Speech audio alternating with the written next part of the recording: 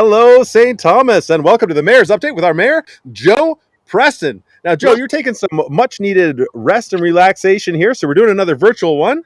Yes, How's it going so far? I'm at the cottage and really having a very relaxing week. It was a very busy week last week, and and I thought this week I'll be home on the weekend, and we'll get back to doing Mayor's Update together in special and fun places.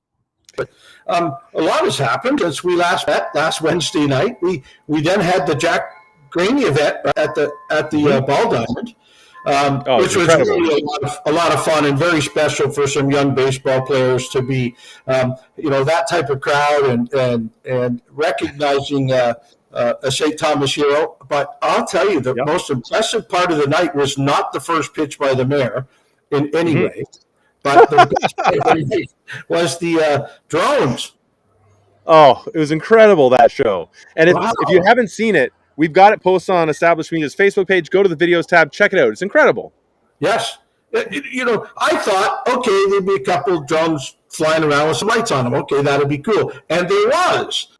Yeah. 100 drones flying in such synchronized to music. Such an incredible thing to see. So you're right.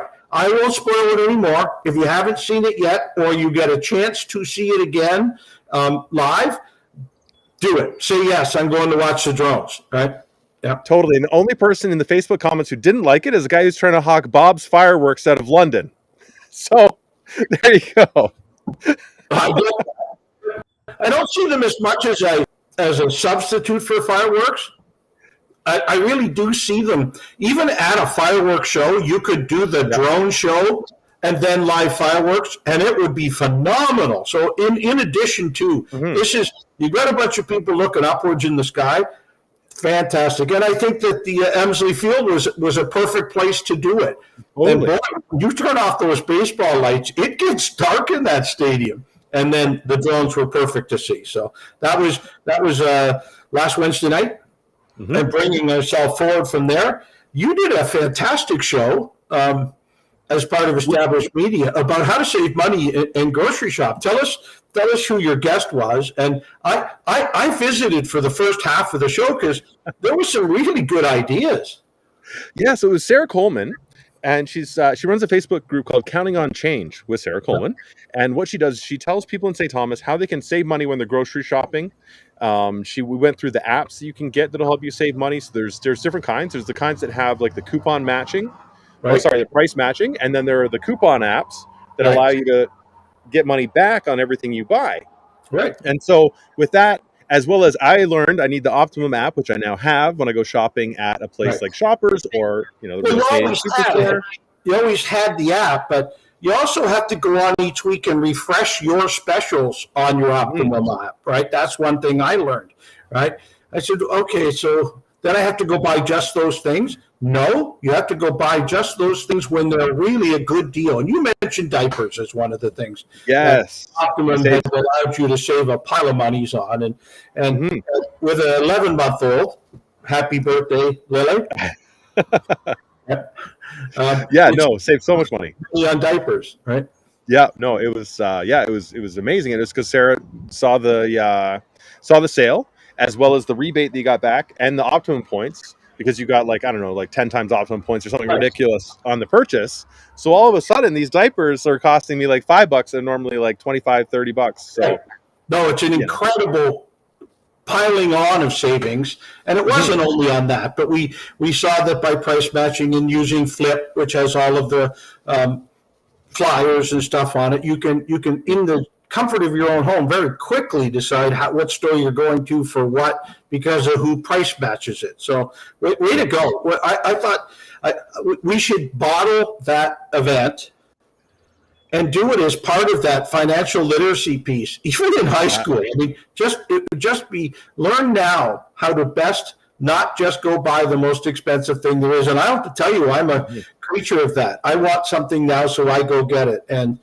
Stephanie is so good at, okay, but we're getting 5 of these because this is the best price I've seen this year, and we'll use 5 of this shampoo or whatever it might be this year. So she's very good at that too. So Hey, look, folks. We haven't really had a Ask the Mayor questions kind of mayor's update in a couple of weeks, maybe 3, because we're kind of rushed for the last 2. So lots going on in our community, lots of construction and such going on in our community. Lots of great events have been happening. This is your chance. Open forum. Ask the mayor. Ask Graydon. Graydon, have you got any trivia questions for us? Hey, you bet I do, Mayor. All right, first trivia question. What connects the current mayor of St. Thomas with a town in northwest UK? So, what connects the current mayor of St. Thomas with a town in northwest UK? Not his and it's not his iPhone. Well, I could connect with someone there, but that's not the answer to the question. Yep, and so I'm going to put that up in the little, like, the ticker here. I'll make sure I can get that working. Great. All right, I'm going to show that if everything works. There we go. Trivia is running in the bottom there. Yes. So, well, let's see who comes on and answers that. We have some of our favorite guests who usually come on pretty quickly and can answer these questions. What else has been going on this week? I know you've been exceptionally busy, but mostly that's work. And I will say I get to go to the cottage, but I spend at least an hour a day first thing in the morning, answering emails from home and touching base with what's going on in the community. I know that we had a fire at Walnut Manor today, 57 Walnut Street, I think it's the old Thompson House, but I'm not 100% sure of that original name. It was a residence, care residence, basically, in the last little while, and then it's been closed and boarded up. And we helped all of the people in there get a better place to live over the last little while. So my worry when I knew of that this morning was where the old church is, and it's very close to it next door. And our firefighters did a great job of dealing with that this morning too. What else is new in town? Well, there's one event that's coming up that I want to talk about. Okay. And it's Jeff Leeson. He's a nationally touring stand-up comedian, and he's coming to St. Thomas. And his credits include 2 specials on Amazon Prime, an album in rotation on Sirius XM, and he recently released a dry bar comedy special nationwide. And what they say is his comedy style is a unique experience in combining a long form of improv with traditional stand-up comedy. There will also be opening acts, and one of the fellows, I've heard, was born and raised right here in St. Thomas. We posted a video promoting the event on the Facebook page for Established Media. So if you go there, you can see the other opening acts that are going to be coming in. And this is a fundraiser for? It's a fundraiser for the Elgin County Railway Museum, but it's going to take place at Queso Station. So don't go to the Railway Museum. Make sure you go to the Queso Station. Right. And proceeds from the event will support both buildings. And I'm going to post a link so you can buy tickets right now. Great. Perfect. It sounds like a lot of fun. I always love comedy, and you know that I've done comedy myself in the past. And one day we'll again when I become funny again. That will work. But yeah. Okay, so thank you. There's the link. We had Faye ask us, was I born somewhere? No, I was born somewhere, but not there. Yeah. It's very straightforward. The answer is very straightforward. And I'm broadcasting outside right now, so you can see the storm is kind of like coming up over the house. So I might have to run inside if the weather turns on me. If you do, we'll try and get through as much of the show. Oh, look, you have I've had tornado watches in mornings and pretty hard thunderstorms all day today up here too. So it's it seems brighter out right now than it has been most of the day, but. We had a special events committee this afternoon, too, that I worked with on Zoom. And so we keep all the special events in St. Thomas going. Oh, Sheriff Montgomery Anderson has got it. The mayor has the same name as the town in the UK, which is? Preston. Right. Thank you, Sharon, for recognizing that. And part of our relatives and of the Preston family tree history, and the town of Preston is where part of the name of our family did come from. So great. Weather is lurking behind you. Oh, I like that. You have almost a a halo glow in the clouds. Perfect. I know, right? I look like this is very I like this. This is a good video look. Yeah. Okay. Go for that. All right. Wait. Try not to look too good next to the mayor because he doesn't. No, you have a very good view where you're at. I guess we also should mention that the Rail City Music and Arts Festival is coming up in August. We're now into August, folks. It's August 3rd, so we talk about the next big event that is occurring. There was another couple events over the past weekend. The Great Start School Kids hockey tournament took place on Saturday and had a great number of people out in food trucks and such. But trying to read my notes as to what else is happening in August, and there's not a huge amount. There's not a huge amount that goes on in August, which is kind of nice. It's kind of like St. Thomas takes the time off. They go up to camps and stuff. One of the reasons I'm working so hard right now is I'm going to camp for next week. So I'm heading off on Sunday, and then I'll be back for the weekend for a wedding at the golf course. But I get 5 days off, so I got to work really hard, and then I can take the time off. Well, you're kind of like me. Nobody really does your work while you're away. No, to any great degree, and so it just piles up. And you have to either do a pile beforehand and a lot when you get back, and that's how you get the time off. By having this place wired and on the internet, I can at least keep up and keep kind of even while I'm here. But Jojo the Wonder Dog and I have been having a great time this week, and it's been hot outside for doing some of the work we're doing outside too, but it's not so bad when you have to come in and answer some emails because it's cool in here. So perfect. Absolutely. We have another trivia question. Okay. So, trivia is, which famous circus owner brought Jumbo to St. Thomas? Now, this is like basically a gimme. Like anybody from St. Thomas should know this. All right. and this is August. These are the first answers of the month of August trivia questions. Right? And we said we'll have 2 prizes for the month of August. So get your names in as many times as you can. So, please. We've got an art print, and then we also, Mayor Joe is donating a Wendy's gift card for $50. So we'll have 2 winners. I think we can give it to Matt Sharp. I think we can give it. Yeah. The Friends of the Library, I don't know. They said it was P.T. Barnum. Is that Steve Bailey? No, that's a local guy.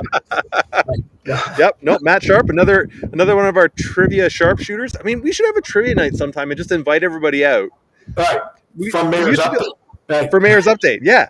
That would be a lot of fun, actually. Just do a whole trivia night for Mayor's Update trivia. Okay. Whoever is one of the prize winners in August also gets the supply trivia questions through September. Oh, I like this idea. That's a good idea. You're going to earn your keep once you become a winner.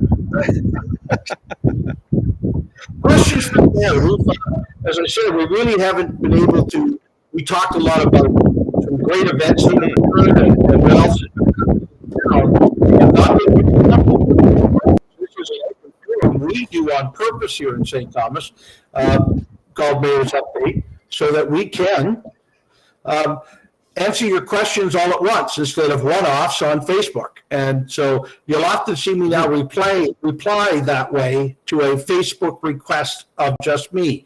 I'll say, well, come on to Mayor's Update on Wednesday night at 6:30 on Established Media, where we can answer the questions, right? Jonathan Grimes is asking me, what do I anticipate the population of St. Thomas to be in 5 years or so?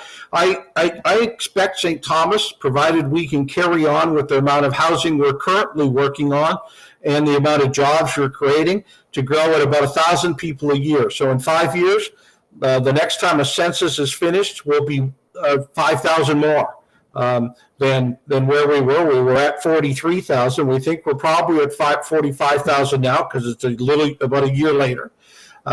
So around 1,000 persons a year. So 5,000 more people. So at some point, you can now, using that as you're predicting, as we do great construction projects like the one we're doing on Sunset Drive now, to get water and wastewater piping to the northwest, the new expansion area in St. Thomas, then we can go ahead and start building homes there too. Right? Very good. All right. Any And plans Big to Elder is add- asking. Yep. Oh, wait. Yep. Yeah, I was just asking what Adam was asking. Is there any plans to annex any part of Central Elgin or South Wold territory in the next 5 years?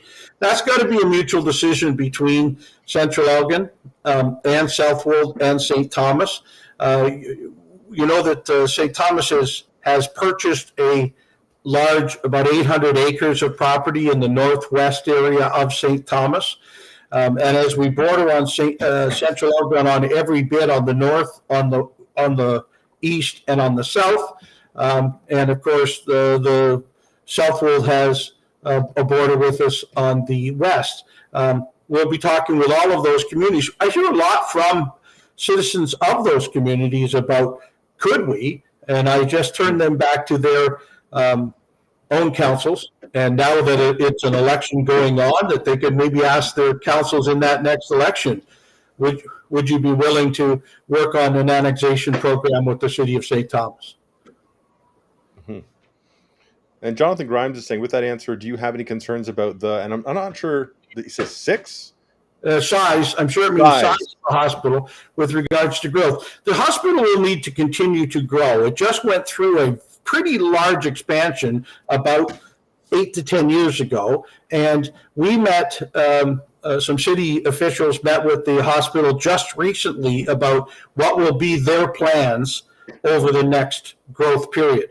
Yes, that's our hospital for all of Elgin, all of St. Thomas, and even we continue to hear the number of people from London coming out to use our emergency department here also. Mm-hmm.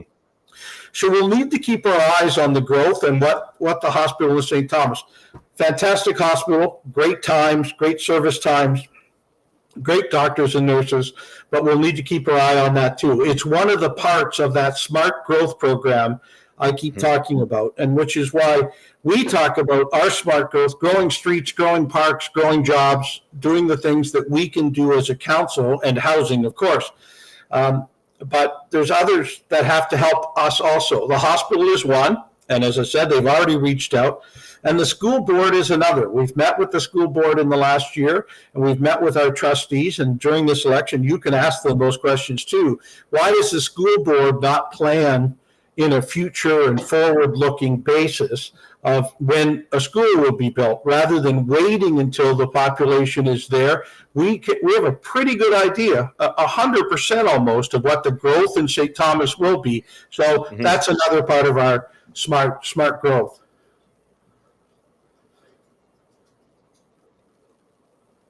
We got a question from Ted Smith.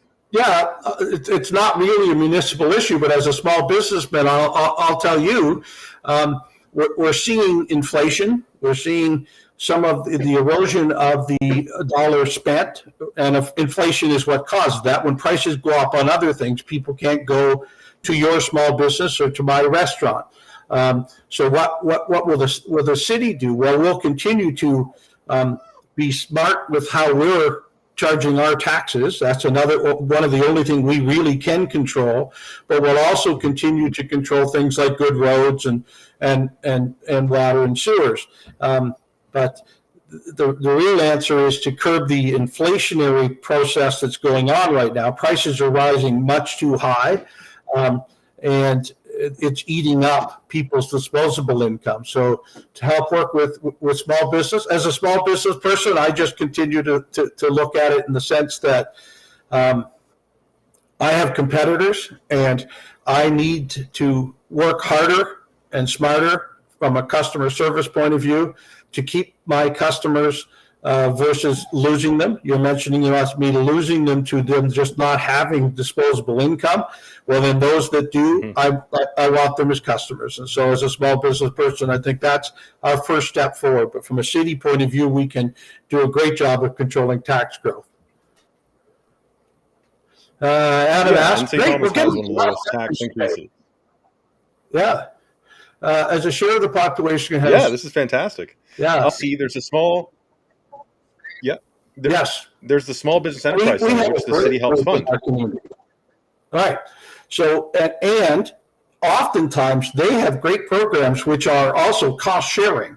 It may not be completely free, but it's shared with the province and your business, whether it's starter companies, small companies, is some. But of course, we have a new downtown ambassador right now, which is doing some work with a number of downtown businesses. And it's, again, provincial funding. But our EDC and our SBEC, Small Business Enterprise Center, does a lot of work. And that's city funded. So you're asking, it isn't truly a hands-on city function, but it is through the SBEC. And of course, I know Paul Jenkins is probably on here tonight, and I'll give him another push. Boy, the Chamber of Commerce works with small businesses in a great way to help them be sure that they're working smarter and not harder. And that's another thing that the city also does, is to work with groups like the Small Business Enterprise Center and the Chamber of Commerce, and of course, the Elgin Business Resource Center, which is, across all of Elgin County too. So. Do we have any plans to redo Wellington Road? Do you mean Wellington Street? Wellington Street in our community, we can look it right up on the city website right now and see what areas of it will get done. But Wellington Road between St. Thomas and London is truly mostly in Southwold, and then and shared with St. Thomas, and then the London border before Glanworth. So. All right. It looks like the storm is causing some internet issues over on my end over here. All right. So, yes, Wellington Street. Well, again, I don't have it in front of me, and I don't want to turn off my computer in the middle of Mayor's Update. But on our website, you can go to the City of St. Thomas website, www.stthomas.ca, and look ahead under Environment Services Department, construction of every street in town between where and when. I know I looked up South Edgeware the other day, and that's a year or two away from when it will be widened and sidewalks. But you can go ahead and look up those streets. And we've started to capture. We're a little further ahead now on the asset-based roads in our community and the work we're doing on our streets. I will tell you, and one of the things that's going to be a big one is downtown St. Thomas. Talbot Street is next year. That next section from where the work was done in the west end of town, comes all the way past City Hall in downtown St. Thomas next year. And that's water, sewers all the way down, new sidewalks, new curbing, new parking spots. But it also raises the sidewalks and makes accessibility a better piece for each of those businesses that are not accessible now. As we redo the sidewalks, we give a pretty good chance for businesses to become greater accessible also. And so we're working with every part of downtown, the DDB and the individual business on what that will look like for next year. Very good. Now, did you answer Adam's question about the roundabouts? Wesley put up the Environmental Services 10-year infrastructure capital plan. So please just go there and look up your street and see when it's happening. I'm sorry, what did you just ask me? Did you cover? Well, I was cut off there. Did you cover Adam Montgomery's question about the roundabouts? Well, we are as streets are being redone. We're purposeful, put roundabouts at busy corners that are currently four-way stops, and many of our more major streets. I know we talked about Elm and Centennial, and it's one we're in conjunction with the province and Central Elgin, and I didn't ask this week. I'm very sorry. I thought I said I would get back to you, and I will do it this week. Ask the question about, I thought this was happening this summer, and I believe it still is. So, very good. And Adam, are you for roundabouts or against them? Which camp do you belong to? Because I know in St. Thomas it's very fractious between the two groups. Well, I'm beginning to find, Graydon, it's not so much. People are getting used to it, and there are some people who are just against the growth. But well, Adam loves roundabouts. It's a way you don't have to stop and you can get there. How about a roundabout at Talbot and First? It's when you get multi-lane like that, it's really hard. But we're trying to talk about First and Redan as at the other entrance there by Canadian Tire to that plaza, and whether that can be a roundabout or not. So it lets more people out of the plaza without waiting for lights to change. So we're talking about it, but less stop and people have to. Adam's just said it, and people have to pay attention. They're still driving, right? They didn't come to a stop. So, and certainly from an environment point of view, the fact that you're not stopping and starting your car, stopping and going again and causing more pollution, they really do work on the environment a lot better. So, perfect. So I've just posted one of my favorite roundabout photos. Okay, great. The roundabout from hell. Or is that great big four circle one? Yeah. Let's not do many of those right away. We'll get there, but yeah. All right. We had lots of great questions for the mayor tonight. What else have we got? I'm looking back. I think I haven't missed anyone. All right. Nope. I think you've covered all of them.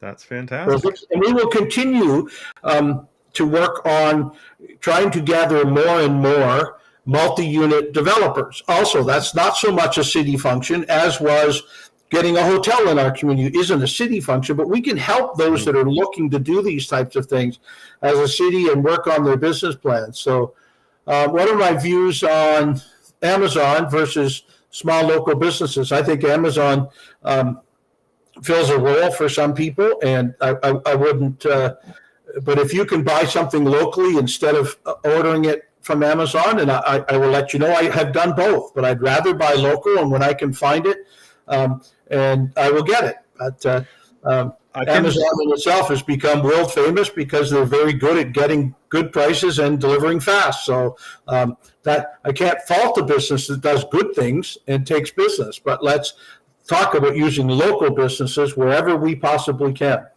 I can speak to that as a small business owner as well, because sometimes I want to support local and I want to buy something. But for example, during the pandemic, I went to Staples to try and get a hard drive. They didn't have it. I could order on Amazon and I could have that hard drive to back up my media the next day. So sometimes having Amazon and its services actually help the business people that are trying to do business, because in a smaller community, sometimes even if you try and buy that thing, you can't get it, but you can get it on Amazon. And if you have Prime, you get it the next day, which allows you to continue to do your business as best you can. Small business more active and going because you went out on a limb and did that. And I get it. And so it's a little of both, folks. And it really is. Know your local businesses, and if they know ahead of time what you might be looking for, then that really helps them to order it in time and to do it too. But sometimes you got to do what you have to do to keep your business going too. I see Adam is asking me, as the city expands.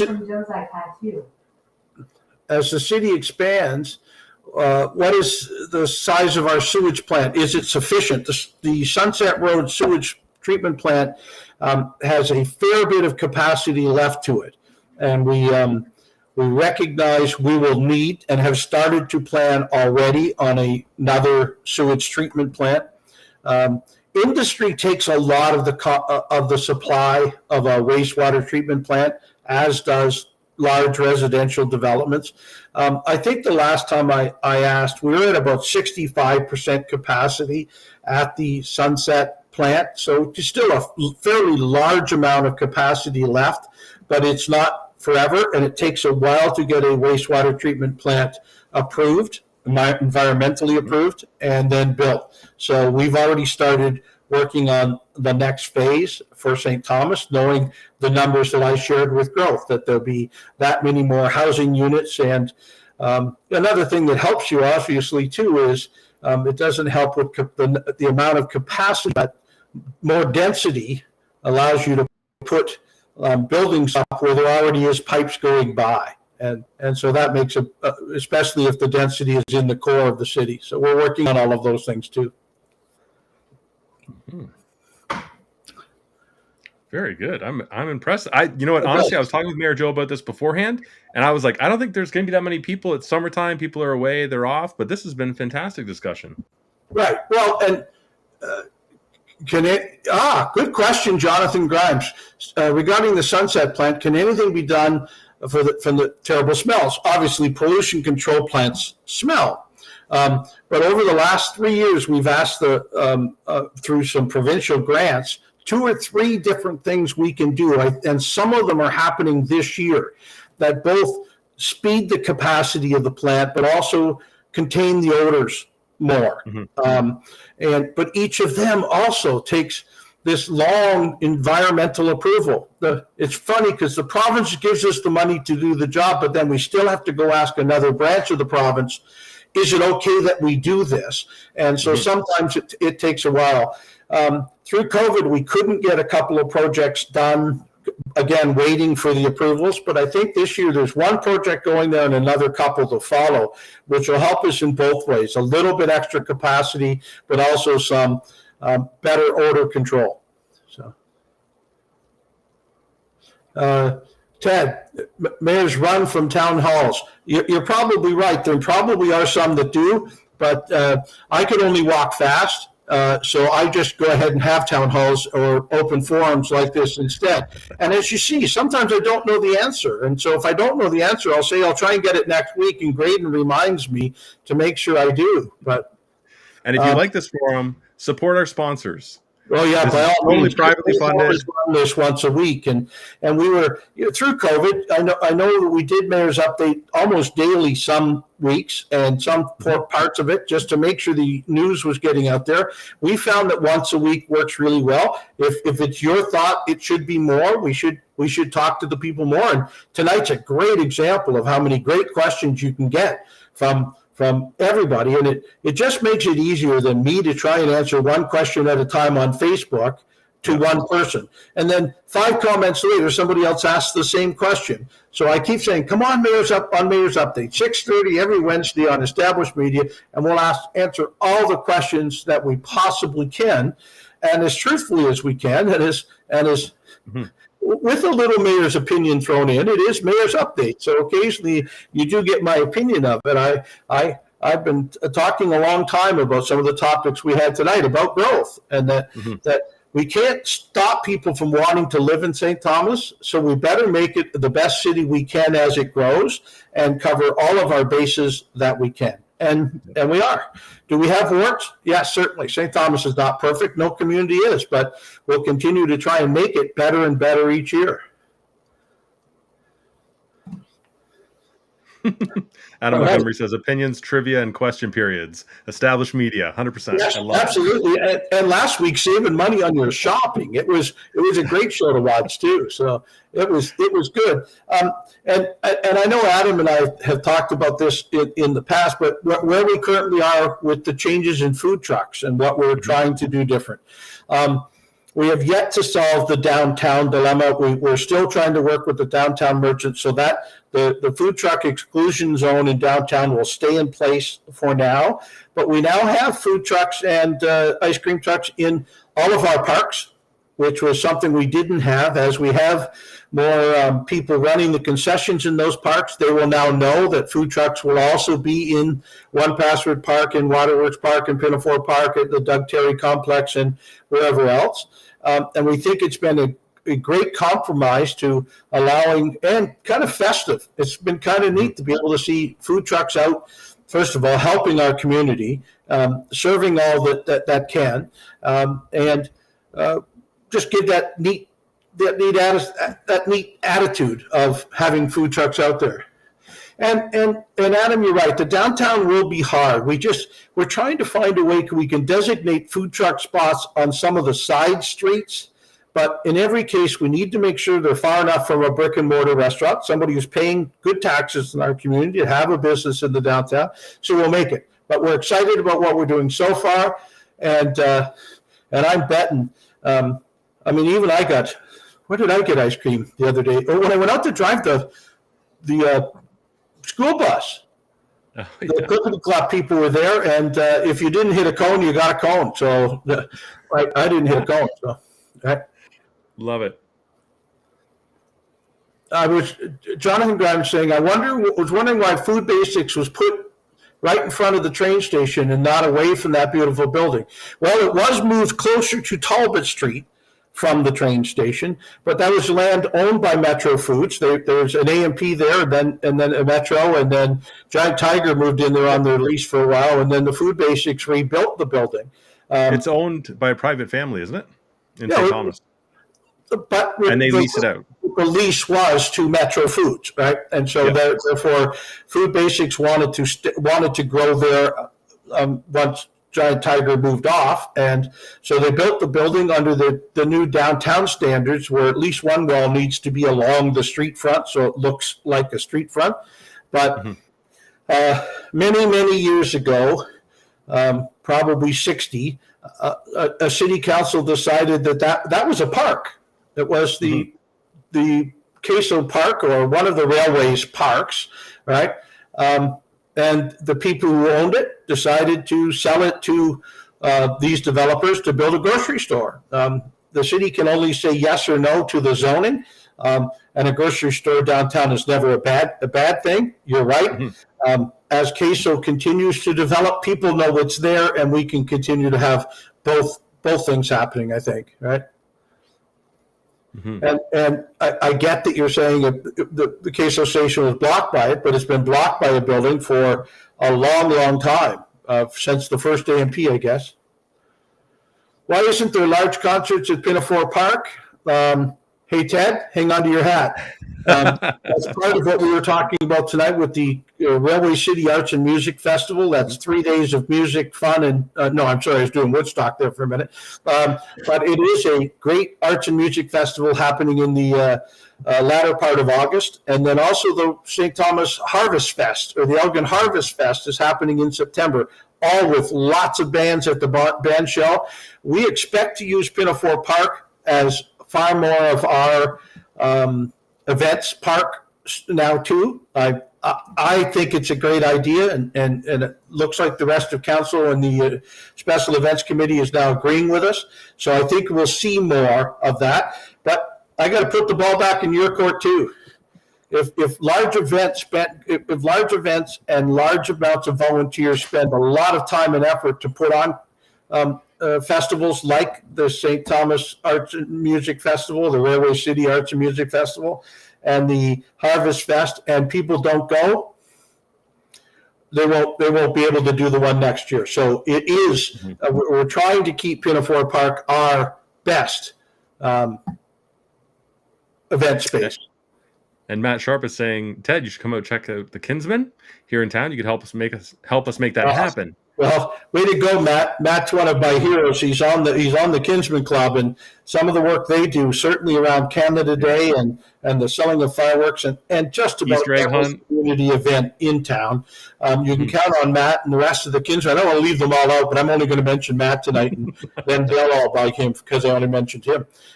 Hey, Ted, join that group or any of our service clubs that help with a lot of this. The Optimist Club also do such a great job on some of these community events, and the Golden K. And now I've gone ahead and answered and talked about 3 of them. And the Rotary too does. Okay, I think I got them Optimist. all. Right. Yeah.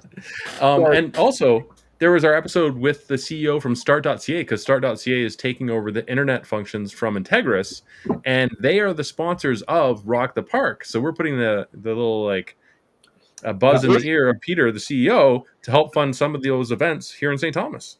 Yes, and I think you'll start to see, as you saw at the home show, Start.ca had a really good introductory booth there to get to know people in St. Thomas, and I think some more of those events will start to be, and look, there's a lot of great community supporters in our town, like Doug Terry and a number of others, right? So.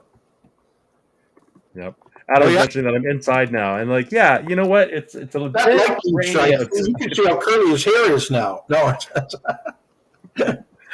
way to go! It is raining outside of your house now. Oh, it is pouring. Well, I'm glad you came in. Yeah, me too. So is my laptop. Yeah. Well, no, it's not you I was worried about. It's the electrical equipment, and man. Yeah. If you see all the stuff Graydon has to put on Mayor's Update, it's incredible, right? Too much stuff. Equipment all over the place just so the Joe can look good and sound good. And if anybody's watching, they want to buy some computers, I'm getting rid of some of my older computers. They're still fantastic machines, but I'm selling them off. I have an iMac. I have another PC tower. I've upgraded. I need to get rid of them. I haven't had time to put them on Kijiji or wherever else you post those things, but contact me if you want some editing machines. Okay, so you just commercialized Mayor's Update.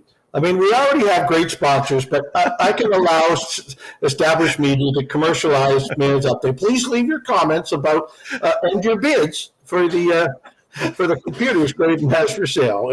I have nothing for sale right now.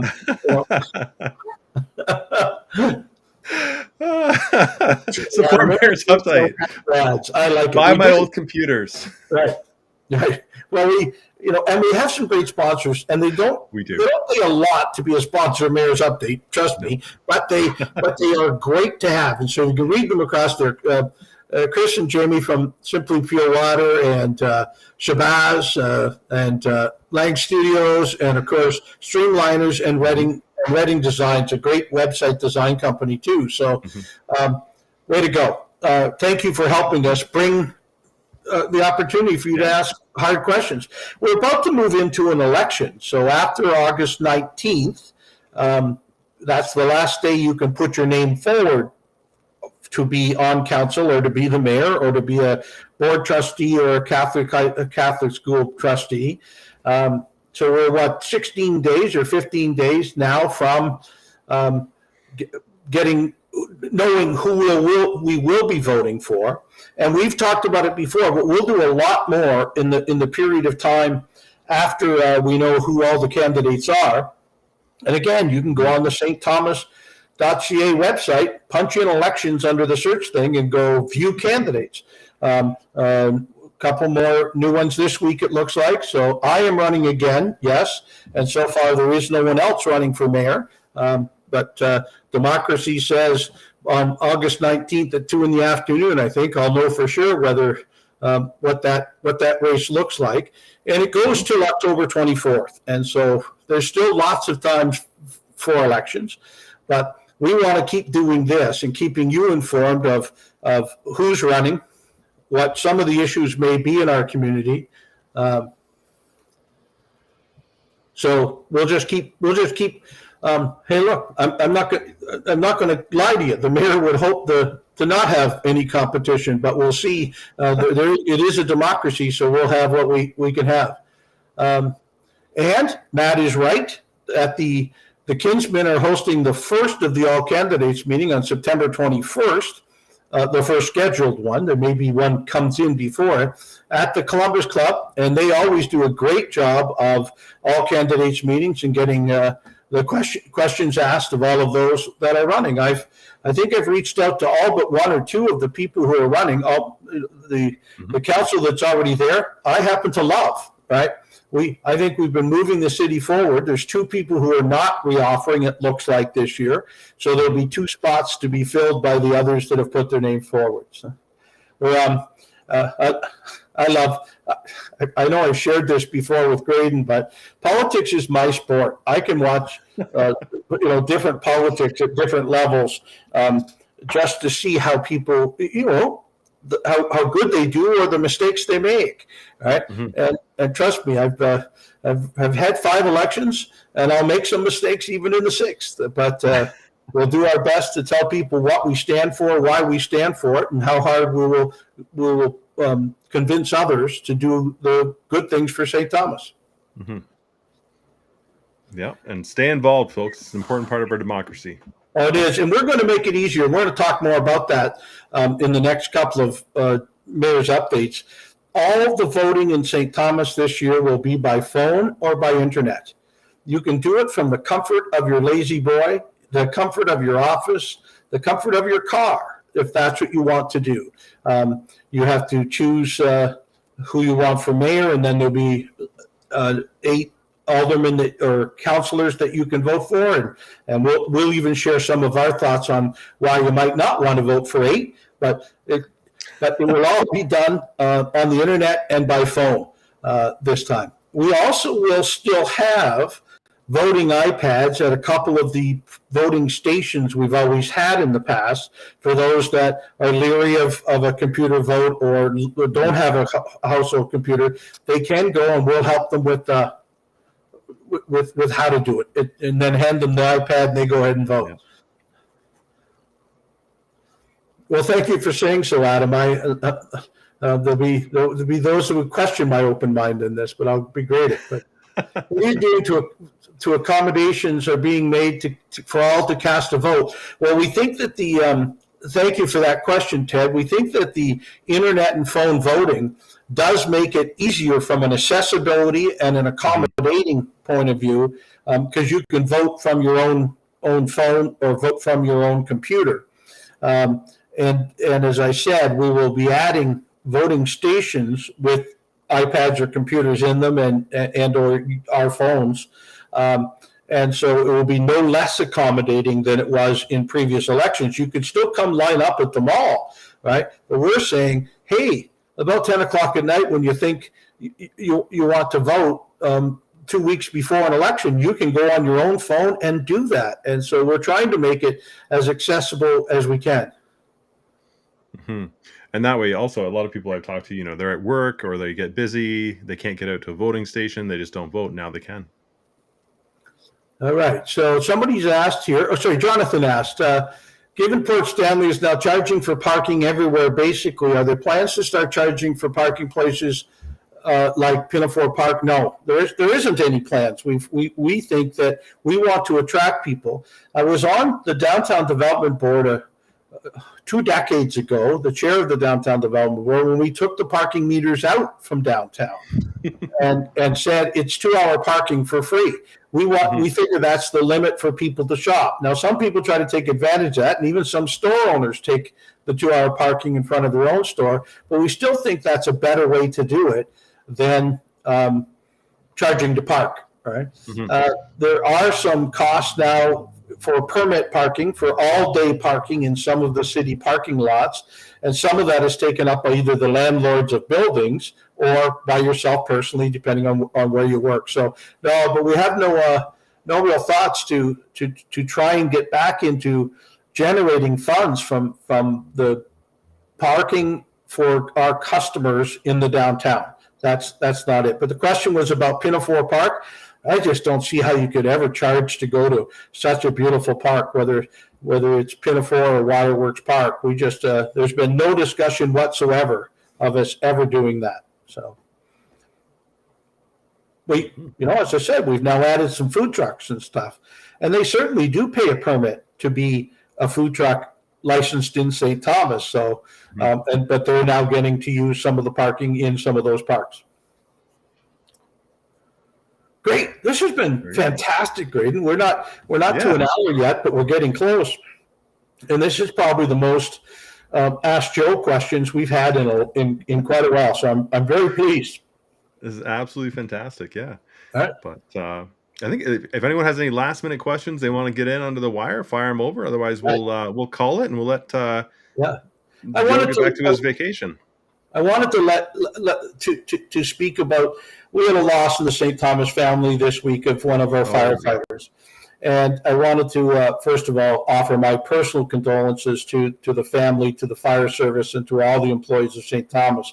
But you know what? It puts a smile on my face when I've seen how St. Thomas has risen, be it city employees, firefighters, or just our businesses have risen to try and do some fundraising, do some good conscious work around celebrating the life of this gentleman. So please keep it up. Be proud of yourselves as St. Thomas. You're doing a great job of recognizing our own and assisting with a young family that's going to need some help over the next little while. So certainly I wanted to mention Sub-Zero. I know they were at the fire station a couple of times now, but there are others doing great work and fundraising in our community also, and there'll be more to come. But thank you. Thanks for mentioning that, Mayor Joe. It's one of the hard things to talk about, especially. Well, I tell you, it's hard as the mayor when you hear about it, and it's a member of our family. It's we're not a small community anymore, but it's still a pretty close-knit family. So just wanted to make sure we covered that one off. And I don't see any other questions coming in, and I will then allow me to return to my holidays and you to return to the busiest week you've ever had, and we'll talk next week. We're not together next week. We'll be virtual again next week. Yeah. You're away, and I'm back in St. Thomas. All right, so we have council on Monday night, and so we'll have lots. The August council meeting is always exceptionally busy because there's only one meeting in August, and I received the agenda today and started to go through it. And yes, it's it's a very busy night on Monday night, but we'll be ready. I think we also have the Pride flag raising on Monday at City Hall at 10 o'clock in the morning. And I can't think of what else is happening from a municipal point of view this week. I think I'm at an grand opening of another business, but we'll talk about that on Wednesday, about what it was and who they are and where they're located. So lots going on. All right. Well, have a great rest of your week, Mr. Mayor. I will. Thank you very much. Everybody. Thank you for all your questions tonight. Cheers.